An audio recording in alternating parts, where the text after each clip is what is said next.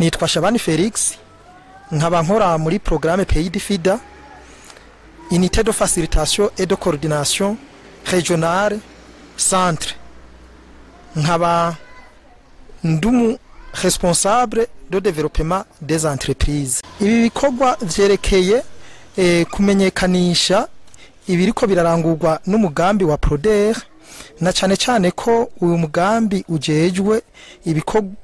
gukurikirana ivy'amashira hamwe yo kwiteza imbere mu gwaruka kandi ukongera ukanabahereza inyigisho zitandukanye biciye kubasanzwe bafasha uwo mugambi Proder. Aha rero no kuvuga yuko hariho muri abo basanzwe bafasha gushira ibikorwa vyabo mu ngiro hariho ikigo BBN hakabaho na Maison du Fermier abo onye muri no commune ya Muramvya cyo kimwe no muri commune ya Kiganda nibo bariko barahakorera ibikorwa vyo gukurikirana ugwaruka kuko nakare bavuga yuko umugabo agendana imigambi ariko iyo migambi ugasanga biriko biramugora ukungene ayishira mu ngiro. Rero abo bantu baje kudufasha kugira ngo bereke neza abo bantu bagendana iyo migambi cyane cyane ugwaruka. Iyo tuvuze ugwaruka twe muri FIDA nukuvuga yuko umugabo afite imyaka 18 gushika ku 35 abakenyezi nabo kuva ku 15 gushika ku 35. Rero ugo gwaruka niko dukeneye yuko rufashwa rugatumbereza neza imigambi yabo hanyuma bashobore kwiteza imbere ndetse bashobore no kuzotanga ubuzi. Ubona yuko hano mu gihugu cyacu ari abantu baheza amashuri mu gasanga ntaco bariko barahereza iminwe. Umugambi Proder n'umugambi w'igihugu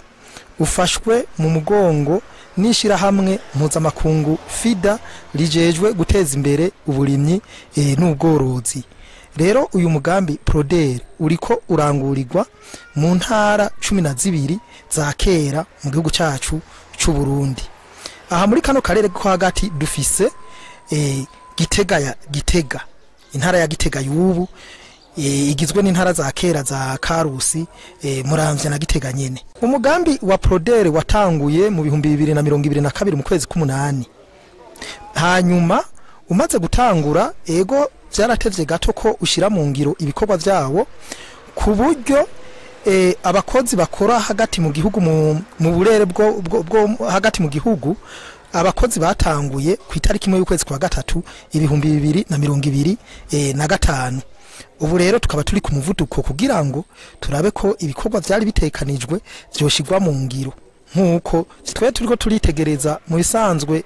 intambwe ntiraba iyakure cyane kubera ko hari ivyagiye biragorana. Murabona yuko twaciye twinjira nko mu ntunganyo nshasha y'igihugu haba kubijanye n'intwaro canke haba kubijanye n'ivy'ubuhinga. Nukuvuga yuko hariho nk'abantu bamaze kwandika ibitabo ndondora bikogwa abo onye rero ntivyakunze ko bija mu ngiro ko vyihwezwa kubera ko hariho komite yategerezwa kujaho ariko abayigize bakaba nuno munsi batarakwira gushigwaho mu gihugu mbere ndetse no mu karere turiho. Aha no tanga karorero nk'abajya basanzwe barongoye ibigo ku ntara ikigo gikurikirana ivy'ingo n'imiryango canke tukaraba ibi bijanye na antenne provinciale du plan canke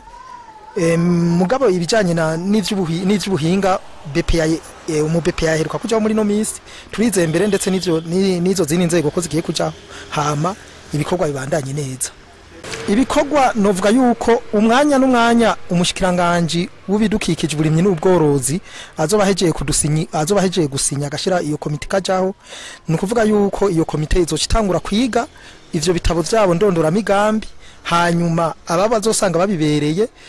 baheze bafatwe mu mugongo hanyuma abo bazosanga batabibereye naho barafise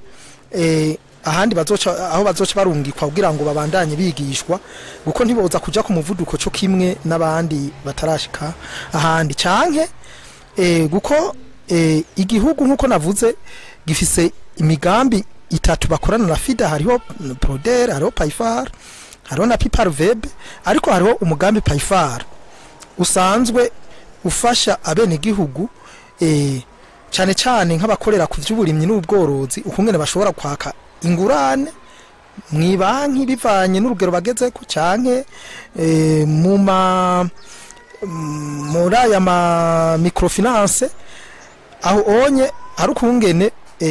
tuzoheza tukaba connecta kugira ngo bashobore gusaba izo ngurane zo kwiteza imbere mugabo bakazironka kuri todentere